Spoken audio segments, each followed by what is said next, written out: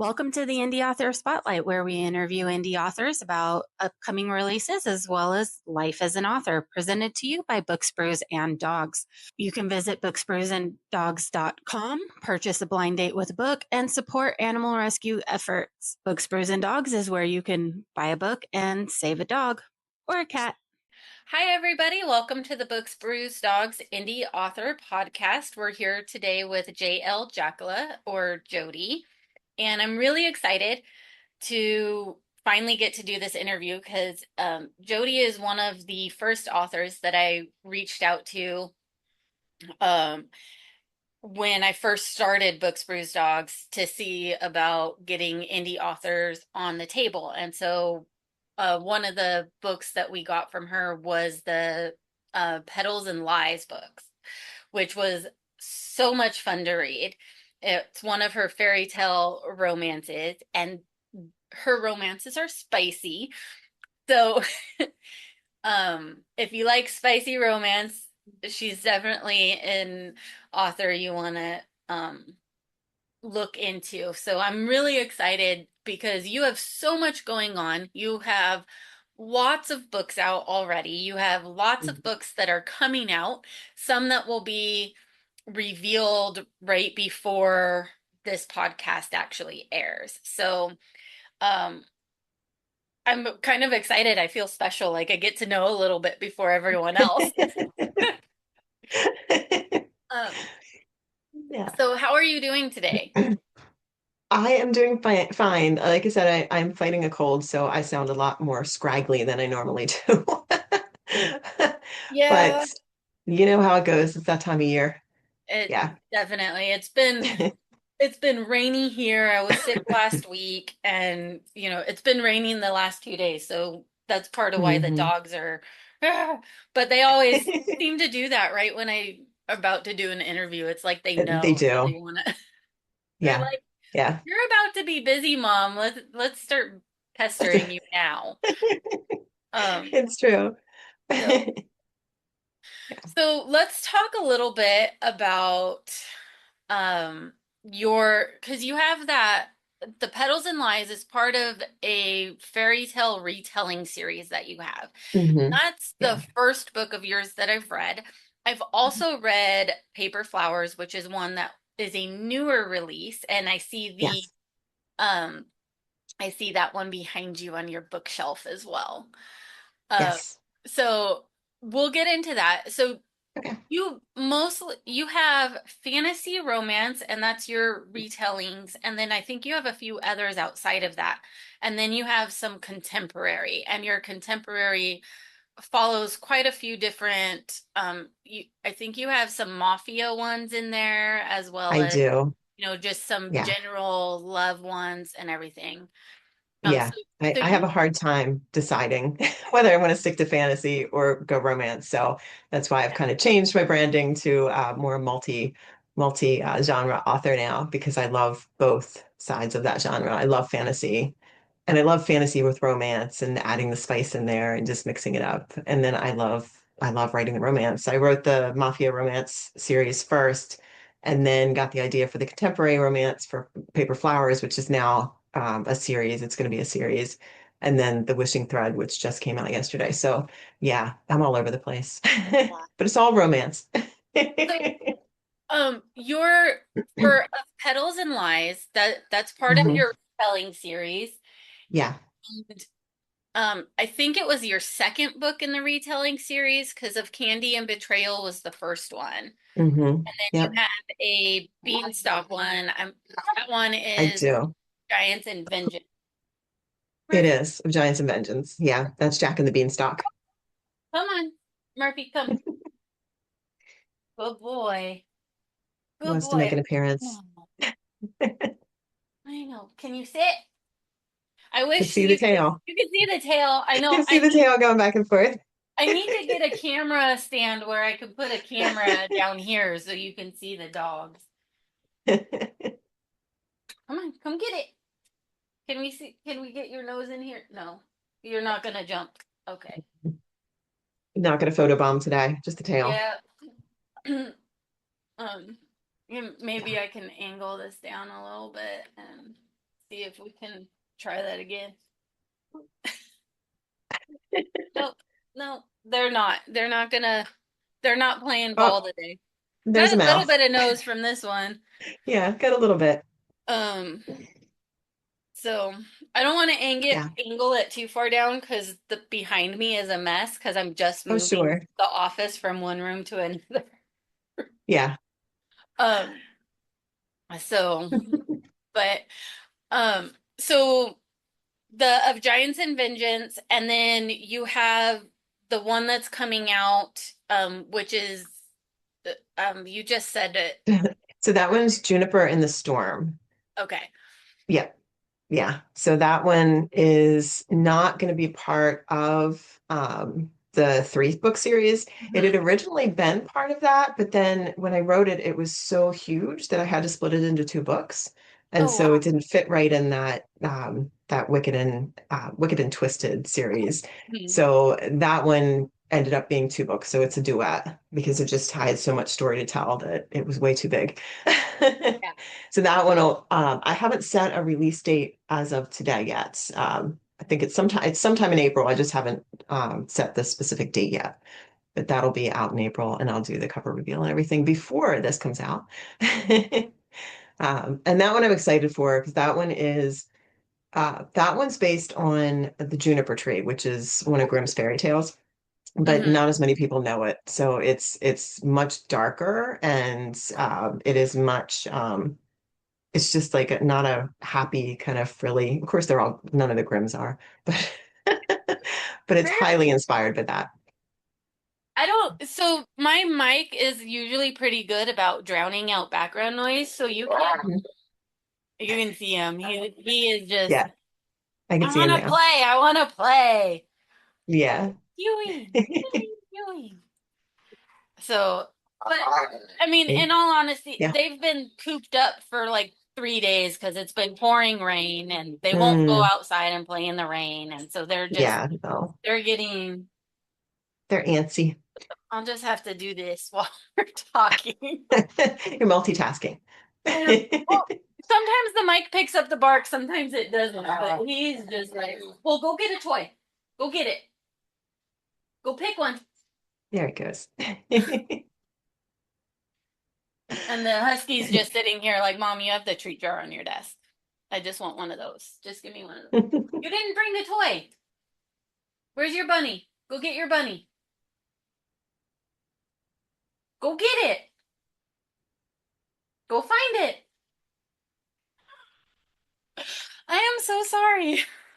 It's okay. We have two. They're just downstairs. So So yeah, I wish I could keep them a little bit separated, but they won't. Um, hmm they just don't. They have to be close to me or they wreak havoc. Gotcha. Because grandma, she pretty much just that she can't really play with them. Um, so hmm they go and hang out with her when they're ready to lay down. They Okay. go and snuggle on her bed with her. But Oh, when they, yeah. yeah, otherwise they're at my feet and tripping me. Yeah. That sounds familiar. So, okay. So you So, have your yeah, Wicked and Twisted Tales, you have those three, and then do. you have the one that's coming out in around April sometime hmm Yep, that was originally kind of going to be part of it. But you have a few series. So you I also have do. a Wicked and Fated series. Yeah, so that one I actually has been split into three separate series. I'm actually in the process of recovering them. So it's my Wicked Gods is one duet, my Wicked Warlocks is another duet, and then my Wicked Hunters is the third duet. They were all together, but Hmm. it was confusing for people. So Yeah. I decided to split them into three separate duets, but they are all extra spicy and they're fantasy romance and they're dark. The Gods one is dark, a little darker than the others. So yeah, so I have all three of those. So yeah, and your Wicked and Twisted Tales is Mhm. they're kind of like redemption arcs. So they're the bad guy, or at least of Petals and Lies one. Petals is, yeah. So Okay. Petals is Gaston's redemption. So it's like my version of Gaston since, Gaston is Disney. So so I had Yeah. to create my own Gaston. And all three of those fairy tales, they start where the original ends. So the first chapter is always like the ending, kind of where you know the story ended. So like with Gaston, it's right after he loses Belle. Hmm. And then the second chapter in picks up on my story. So it's my take on what happens after that. Same with Of Candy Betrayal. The beginning is the two of them getting dropped in the woods and dealing with the witch. And then after that is 15 years later when they're adults. And same with Jack and the Beanstalk. It's the first chapter is when the giants come, but then the following chapter is when he is like the scourge of the kingdoms and everybody hates him for bringing the giants. And so it's like, I think that one's 15 years later too. So some of them correspond, they cross over a little bit. Like there's a scene with the Candy Betrayal character, one of them in Giants and Vengeance, and then in of Candy Betrayal, there's a scene with the juniper tree, the juniper character, and then that'll be a significant scene in the second Juniper book. Yeah, so Oh, nice. So little Easter yeah, egg. Hey, it is. There's definitely an Easter egg in there because there's a scene with her, and it's a really critical scene in the second book of Juniper. So you just don't know that in Petals.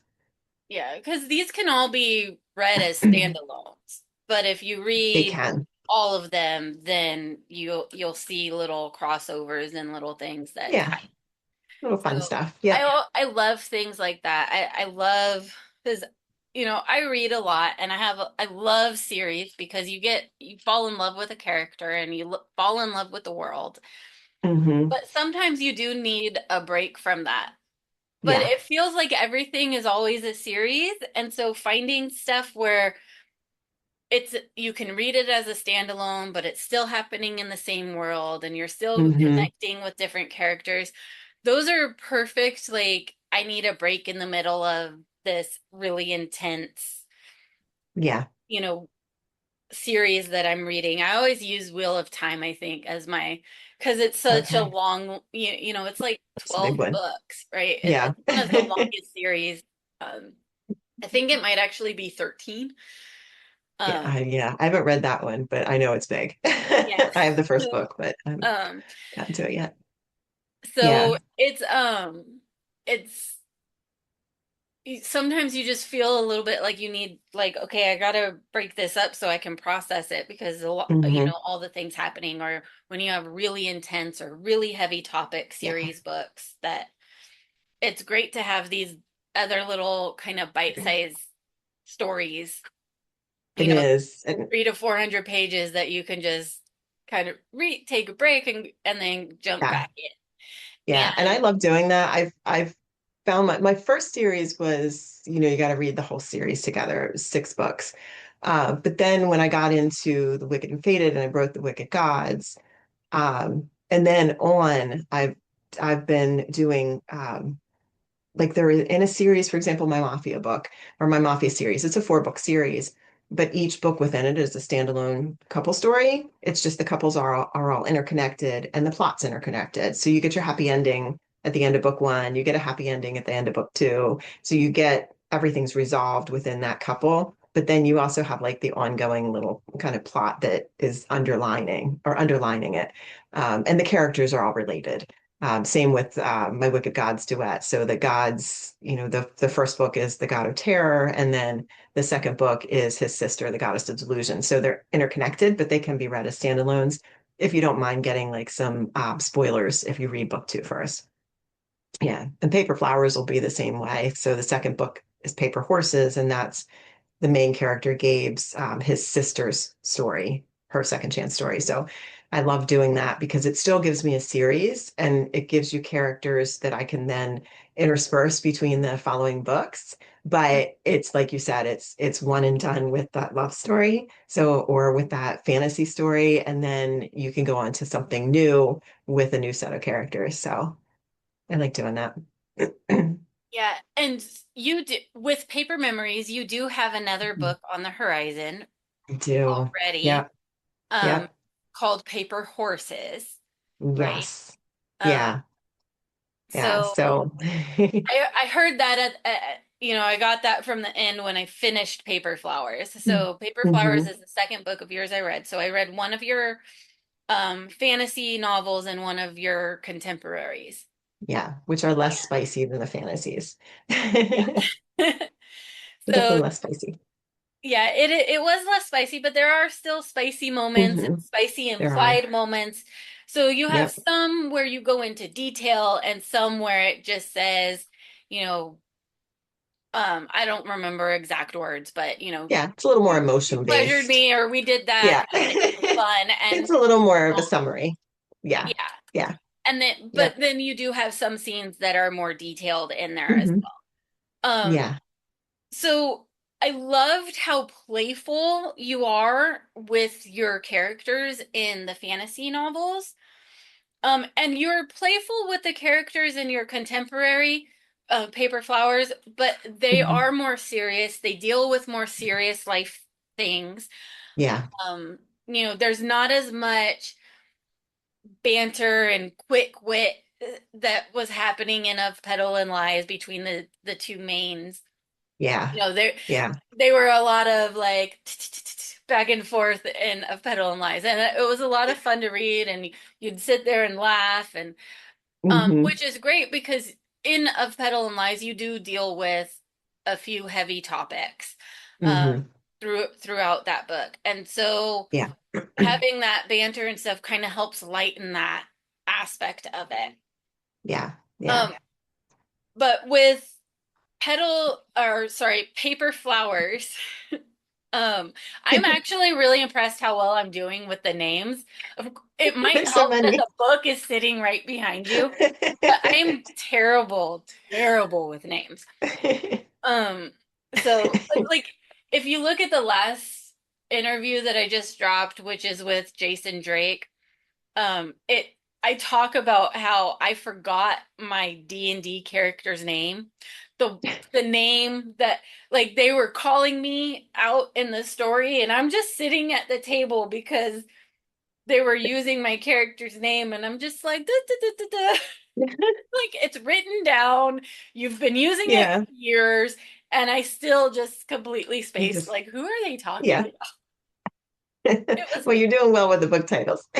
was um so Yeah. in Paper Flowers, Hmm. what I loved about this story is it is a second chance romance story, Yeah. but it doesn't gloss over like the we used to be in love and Hmm. now we're finding each other again and here's our second story. You Yeah. get the first story. You You do. get the falling apart and then you Hmm. get the coming back together. Yeah. And so I have yet to see a second chance romance that has done that, where you get Oh, the wow. beginning falling in love, then the breakup, and then also the coming back together. So I can't say Okay. it's been done, it's not ever been done before, but it's nothing I've seen before. Great. So for Okay. me, it was a first. That's good. Um, so Yeah. And it was really neat to see that, and I really loved that aspect. It really helped you kind of feel for what the characters were going through when they were yeah. coming back to falling in love and Yeah. what perpetuated that and what helped it, what hindered things in the first place, how they worked around it. And so you really got to grow with the characters on that. Exactly. And Um, what I wanted to do with that one was, you know, Gabe does such a bad thing, but I wanted to show that there were reasons why he did it and that it wasn't an easy choice for him. So that's why I started it early so that you would get the basis of their love story and really understand what was going on through his head through the entire interaction until the day he had to leave. And so I felt like when I wrote his character, I didn't want him to be looked at as the bad guy mhm. because he's Yeah, such a multi-layer character and he doesn't mean to be the bad guy. He's yes, really trying to be the good guy. And so I really wanted lot people to gray. see that by building that up. Yeah. Yeah, So he's a yeah. lot of gray. He's a love hate. Like sometimes you're just Hmm. absolutely in love with him, with the way that he treats her, with the things that he does, about how he Hmm. says he feels, and then it goes into his thought process, and you're like, what the hell's wrong with you? Yeah, he's Yeah, just so shaped by his past and warped. And in book two, Paper Horses, that's Liv's story, so that's his sister's story.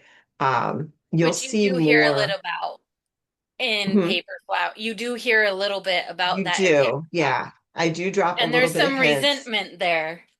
There's Yeah, some yeah, resentment there there definitely because is. of, yeah. And you'll get more in that one, you're going to get more banter because that one is more like he hates her for what she did. Like you're going to get the start at like when she's going back into that second because and this is fine because it's going to be out in like a week or so. So I can tell you. So essentially Liv's story is that he she gets sent to his ranch, and Gabe and Tori kind of set this up, but she gets sent to his ranch for the weekend, and she gets stuck there, and so the two of them are stuck together, and he hates her for what she did, but he still is in love with her, like he still Mhm. never got over her, and of course she never got over him, so there's a lot of banter and a lot of like that enemies kind of like just he's rough around the edges and broody, and so you get all of that. And then you get glimpses because I wanted to make sure that readers saw what their past was, but I didn't want to do the same thing as I did for Gabe and Tori Mhm. because Gabe and Tori's was so essential to their entire story. I needed that beginning. But with Liv and Hudson, it's not. So with Liv and Hudson, you'll get flashbacks of how they meet and different pieces in their love story. So I think it builds the story. I just got done reading my final edits of it this morning, so it's like Oh, fresh in my nice. head. So with that one, it is more playful. It's a little shorter, but you still get the depth of all the trauma and all the stuff that she, Mhm. has to work through, just like Gabe did. So I was at the end, I was like crying. So I cried quite a few times when I was editing it. Same thing with Paper Flowers, because I Yeah. get so attached to those characters. So yeah, And it's a little different, but there is a lot of trauma with there is. them because the dad is there's kind of a family dynasty aspect that happened. Mhm. And the dad is not a nice guy. Mm-mm. Not at all. He's a really bad guy. And you see them kind of come to terms with that and in their own ways, but it's hard to deal with that and it does weird things to our brain. And Hmm. so the book kind of helps you see how, one way that trauma can affect the way you think and the way you see and the choices that you make. Hmm. And that it doesn't necessarily mean the person is a bad person, but they're not Yeah. making the best choices because they aren't thinking straight, Yep. uh, Exactly. and Exactly. so it does kind of that. So what you jump through so many different aspects of romance and you write so many different varieties of it. So what is it that inspires you? And is there a difference between the way inspiration hits for the different types? Or is it just kind Mhm. of like, how does that work for you? Yeah. So I don't know, I just love stories. And I love fantasy. And so for the most part, those two tend to blend. But I've just always been a sucker for romances. I've always been a sucker for, I mean, I was reading, massive, tomes of fantasy, when I was young. So those Mhm. built in. And then a lot of what I picked up, like Sarah Douglas, was a huge one for me when I was younger. Those series always had an underlining romance that just kept through the books. And I think that inspired me to kind of mix the two because I love a happy ending and I love a love story and but I also love building fantasy worlds. And my inspirations come from different things. So it'll just be passing by something.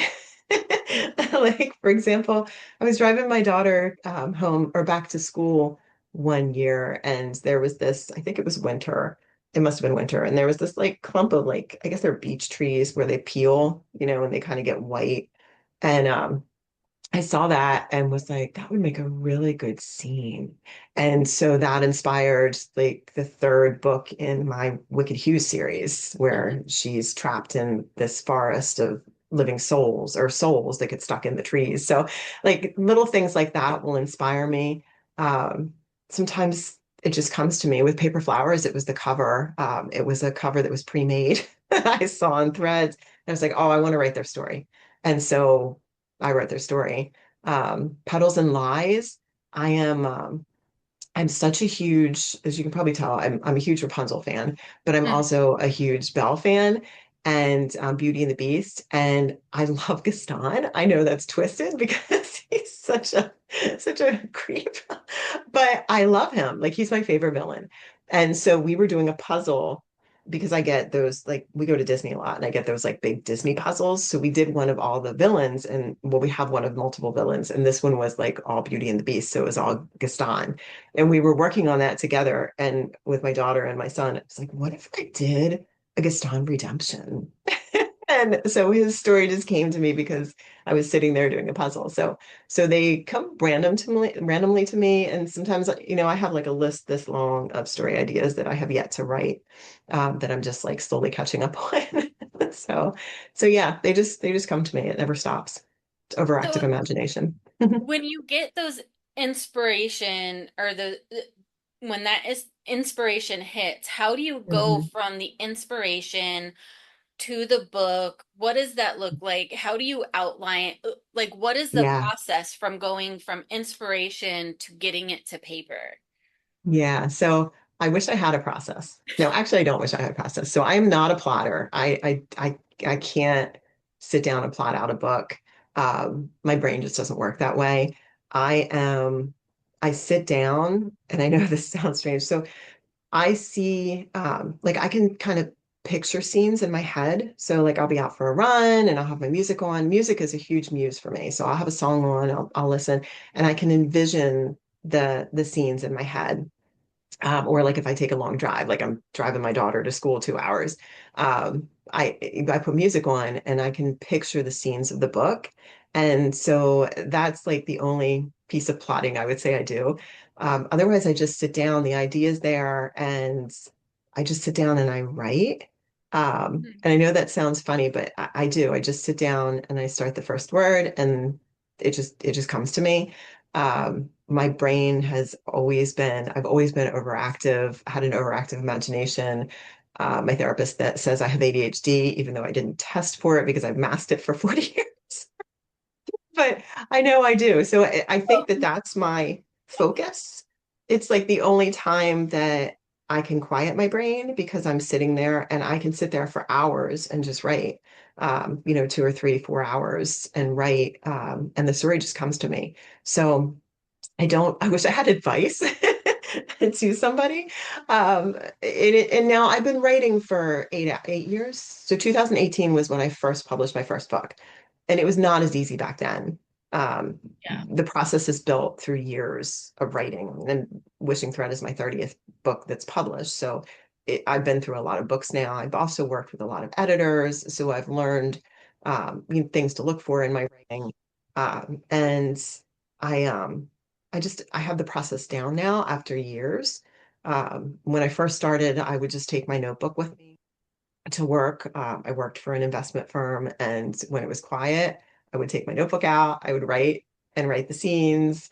When I would take my kids to the park, I would sit while they were playing and I would just write. And now my process is much different, where I can just sit on the laptop because it got way too tedious to like transfer my notes Yeah. over. It's a tedious process. So now I just sit on my laptop and the stories come to me. So I know that I'm probably blessed in that market because or in that area because it does come so naturally to me. Um, but I love it. It really is like fuel for me. If I can't write, my husband says it's like I'm hangry. Like, if I don't write, I get really grumpy. So So there's the it's like process. an outlet for you to decompress and It read is. too. It It's is. And I get beautiful, like very into it. Yeah. it's beautiful when you can find something that you love that helps you just truly replenish and kind of reset, and it can Hmm. become something that you do. Um, Yeah.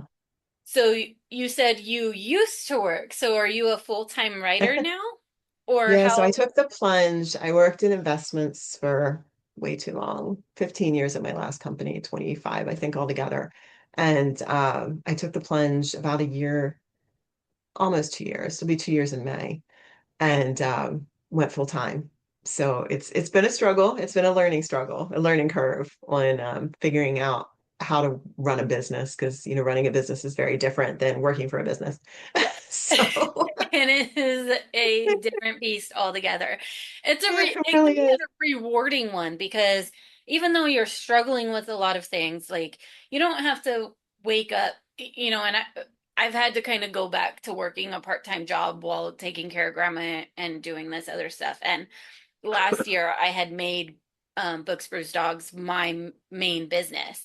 And Hmm. so it's I miss like when I didn't feel well going, I'm gonna take the day and then I'll just focus more tomorrow or work longer days the Hmm. next couple of days to make sure that I Yeah. can get the stuff I had on my schedule done. Or, like my friend calls me and says, "Hey, I want to go to a concert." And it's like, "Okay, yeah, I can do that."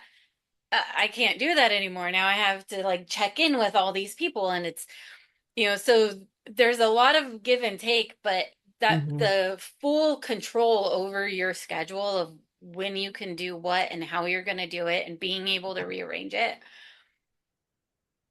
I didn't realize how much I enjoyed that until it was gone again.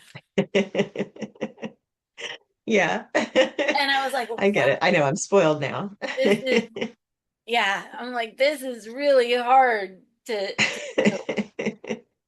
Yeah, Um, I don't know if I'll say sometimes that I miss the structure mhm, of working for a company. I mean, of course, I miss the pay and the good benefits and all that. But there are pieces and the interaction. Because working by yourself, you're working by yourself. So, like, I see my husband, I see my kids, unless I go out and meet friends.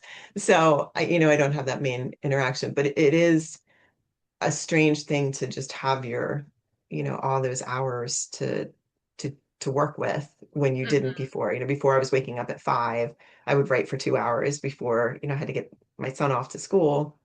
And then I would go to work, and then 5 o'clock would come, I'd come home, and then I would, write from like 7 to 11.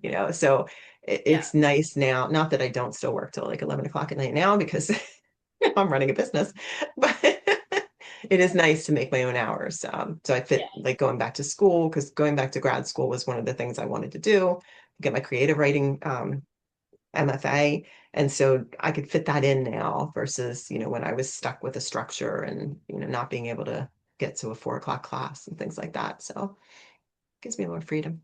yeah, it's nice.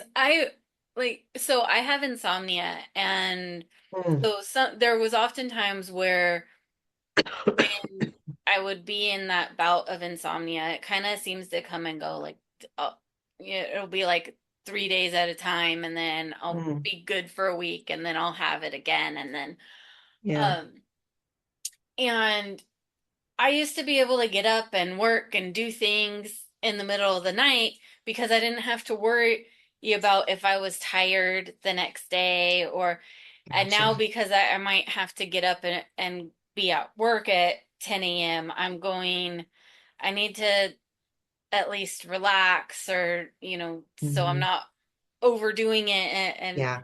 And so it's weird because I feel like I really miss, like, if I had insomnia, it didn't matter because I could just work at 2 a.m. and then Yeah. sleep during the day if I needed to, but I don't have that option anymore. And so No, it's gone. it's going back and trying to figure out what were the things that I did before I started working for myself that helped me Hmm. get through these sleepless days, and just kind of refiguring that out. It's a little weird. It's a process. Yeah, I bet. Yeah. But It'd be hard to adjust to. yeah. Hmm. So what was it that made you finally say, I'm gonna take the plunge. I'm just gonna write full time? Because that I think is one of the hardest decisions you could make. I mean, It's really hard. Yeah. yeah, this it's one of the two hardest decisions about being an author, I think. The Mhm. first one is getting the first book published, whether you do it trad publish or indie. Um, Getting that first book out there is always really hard, putting Yeah. yourself out there for the first Oh, time. yeah. And then the next hardest thing that you do is decide to write full time when Hmm. you don't need, when you feel like you don't want to do the job anymore and this is what you want your life to be. So, Yeah. what was that decision process for you? It was a long process. It was probably a good year of going back and forth before I made the decision. Um, and it didn't come until, so I have a TikTok shop and the shop was doing well. And it wasn't until that point that I thought, okay, I might be able to do this now. I might be able to give up the security and Mhm. leap into this. And what would that give me? The ability to really sit down and write without cramming it into small spaces or rushing it because I don't have that much time. And so I think it was that, but it did. It took a long time, lots of conversations between me and my husband, um, lots of conversations with my therapist. Like, there were just a lot. And I think it really just came down to my, I, I write so much. And so there was just this constant like tear. Like I Mhm. would be at work and this constant need to be someplace else. And I turned 50 that year, 51 that year, 50 that year, I think. And I thought, you know, I've worked since I was 16 for other people, and this is my passion. And why not take the leap to do this now? Because it's something I really love doing, is creating stories and bringing them to people and sharing them. And so, I could live the next 25 years working for somebody else or, and be unhappy, or I could just take the leap and do it. And so I finally took the leap in May of not last year, the year before. So, Yeah. yeah. And that first year is so scary because you're sitting Hmm. there going, why did I do this? What am I doing? Why did I think I could do this? And so it's a lesson in self-confidence, a lesson in self-awareness of how we sabotage ourselves by Oh gosh, yeah. what we believe we're capable of, and having Hmm. to retrain to know that we're capable of more than we realize if we allow ourselves to see it, right? Yeah. Yeah. Um, It's so hard. Hmm. so I also do tarot readings at events for weddings and the Renaissance Fair Okay. and stuff like that. Have fun. Yeah. And one of the things that, you know, I like to say to people when they come in and they're having a confidence crisis is school, the most important thing that school ever taught us is that we are capable of learning. Hmm. So, yes, reading, writing, Hmm. arithmetic, all of that is extremely important. But we're only able to do that because school taught us we were capable of learning to do it. Sure. Yeah. And so, the Hmm. most important thing in life we can learn is that we are capable of learning. And True. starting your own business, starting off, learning to work for yourself, learning to write a book, figuring that out. The only thing standing in our way is ourselves. Exactly. Yep. And Yep. but getting past yourself is the It's hardest tough. part in Yeah. any life decisions and choices that we make. Yep. And That so, imposter syndrome rears its head a lot. yeah. So Yeah. once you can get past that or find ways to work through that, it Hmm. really helps um, build your confidence. It helps you learn to let go a little bit, not try to be as in control of everything. Hmm. And you that first year, at least for me and for many of the people I've talked to that have decided to, start their own business, or the other authors that have decided they're going to write full time, um, it's a lesson in learning more about who you really are and who Yeah. you really want to Yeah, be. Um, definitely. really helps you realize what is actually important to you and what Hmm. you are doing because it was expected. Very true. Very And true. so Yep. it's interesting, and it's not something you can really understand unless you've done that. Hmm. Once you take Until the leap. Yeah. you've taken that leap. And Yep. you know, the great thing about life is if you take the leap and you realize you really don't like it, you can always go back and find another Yeah. job. You can pivot. My Like favorite new term for the year, pivot. you know, sometimes we get stuck in we make a choice and we think that we can't ever change again. Like that's Hmm. gonna have to be the end all be all. But, you Yeah. know, life is fluid and it's gonna change rapidly and in unexpected ways. Like I never thought I'd be in California again trying to build a business that I just finished getting set up in Texas. And so now I'm starting to like go through all that process again. Yeah. It's just interesting. Um, so what is so back to your writing. Okay. Yeah. Um, what is your favorite part about writing? Like, is it when you finish, when you find that really perfect scene? Like what is it about writing um that really helps you feel fulfilled or that makes you smile? Like what part of it is your favorite and what part of it is the most tedious for you? I think my favorite part is just telling the story. It's like bringing the characters. It's kind of like, you have a kid and you raise the kid and you watch them grow. It's like the same, I have the idea and I start it, and then watching those characters grow and change and shift. This is why I don't plot, because they kind of run the roost. They rule the roost. So watching how the story takes shape and how those characters grow through, whatever it is that they're facing. Um, that's my favorite part of writing. Just writing in general is my complete favorite part of it, is telling that story and weaving it and just watching it come to life.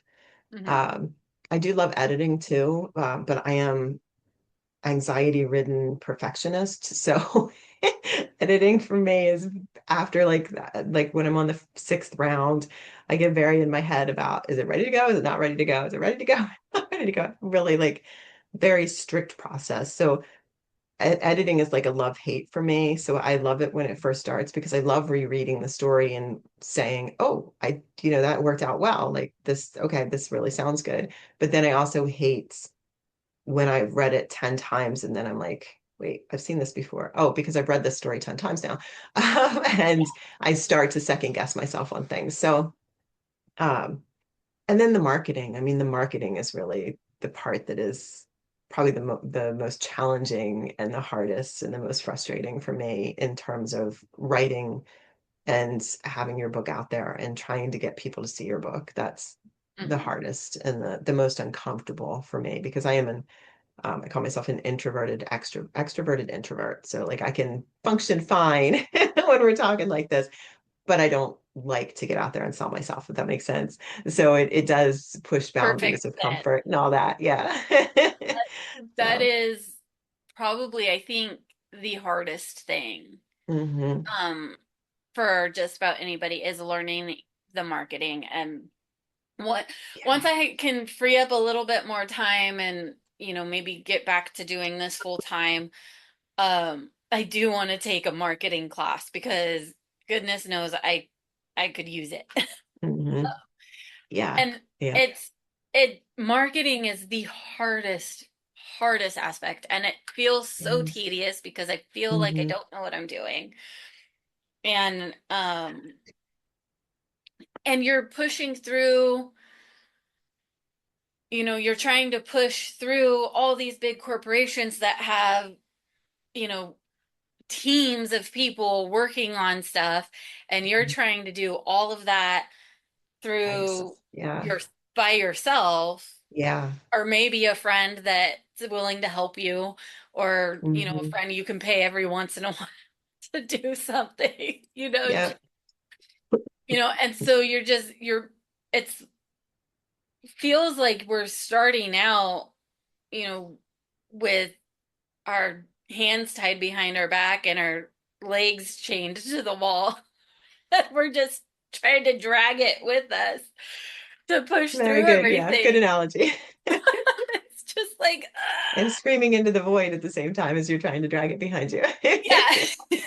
And you know, it's hard because, we don't have a team of people, and we are small, and we're starting Hmm. out, and Yeah. it's hard to be consistent when you feel like it's going nowhere, you know. Yeah. And Uh, it's tough. So it's tough because of I feel like it's like an emotional roller coaster a mhm, bit. So, I've had a couple of videos go viral, like for paper flowers. Paper Flowers has been really successful compared to any of my other books. And that's because I had a couple of videos go viral. But then, you have that high and then you dip right back down where you're getting 200 views again and going, oh my gosh, why can't I get back to where I was? What did I do different? So it's this up and down, this high and low that you're constantly on. I think mhm, sometimes it's a low for a while, but then sometimes you get a spike and you're so dependent on social media, which is it's like a blessing and a curse because it does mhm. get you out to so many more readers and so many more people. And there are people around the world that read my books now, which I wouldn't be able to do without social media. But it's also a curse because it's that constant nag in your head that goes, I got to do my posting for today. I got to make sure that it takes off because otherwise, I won't get any sales. It's just this, and it does tinge, for me, it taints what I love about writing is Mhm. because it's turned into this I have to sell when what I love about writing is the process and the storytelling and sharing that with readers. And that sales aspect just kind of overshadows that I have to be a salesman all the time when I really just want to talk to readers about my books and tell them and enjoy the characters with them and that have that connection, but I always have to be selling at the same time. So it's like this dual-edged sword. It's Mhm. frustrating. Hmm. Yeah, I Yeah. understand that. Um, selling. I could sell other people all day long, but talking about what I'm doing and trying to sell that, Hmm. and you know,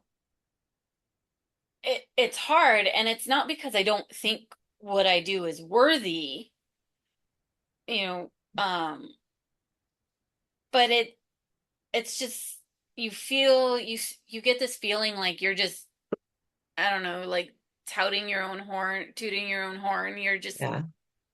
like bragging almost, but you're not Yeah. trying to brag. You're just really trying to tell people like, "Hey, I this is here and I love it, and Yeah. I think you would love it, and I want to know what you think about it, and Hmm. just just try it."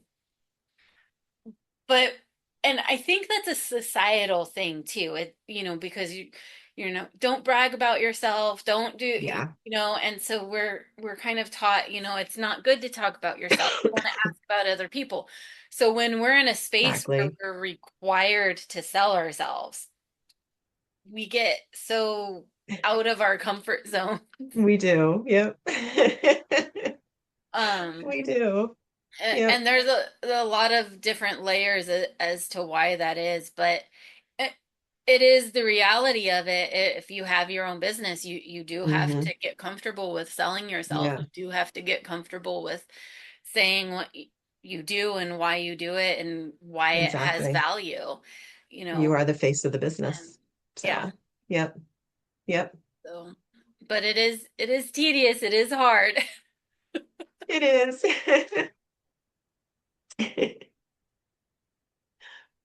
Okay. So let's go back to what you have coming out. So you have several ways to find you. Hmm. They can follow Yeah. you on TikTok, they can follow you on Instagram.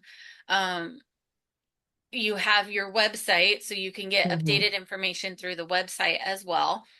Yeah. And I, of course, will put your website information um, a- across our heads on the top here Great. Okay. Yeah. as I do I have this. a newsletter too that you can sign Yeah. up for regular. And I always recommend, even though they can buy your books on KU, that you can get them from Amazon, you can buy them from the TikTok shop, but you Hmm. can also buy them from your website. And You so can. the Yeah. most beneficial way to help and support you is to buy them direct from you off of your website. Hmm.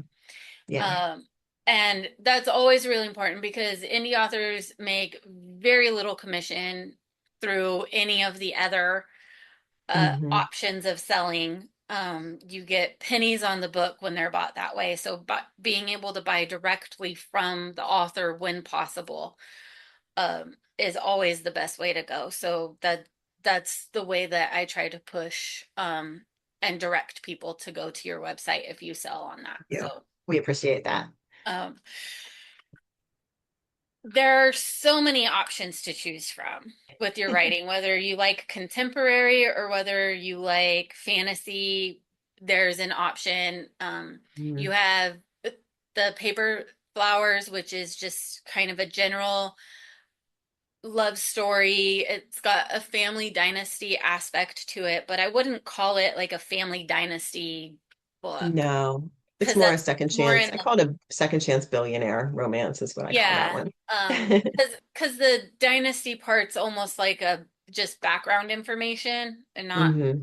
as much a part of the story, I feel on Not that. central at all. Yeah. Yep. Um, but then you have the mafia romance, and then you Hmm. have quite a few different fantasy romance stories. Yes. So Yeah. you deal with um at least in the two books that I've read, and then you mentioned one of the other ones, deal the gods one, Yeah. the Wicked Gods one, Yeah. deals Trial of the with Gods. um yeah, the darker themes. So Yeah. and then So of that one course, has trauma in it too. Yeah. yeah. Because I do a lot of my books have trauma or mental health. Like Mhm, one of the mafia books, the fourth one has mental health rep, just like of Petals and Lies did. And mhm. Wishing Thread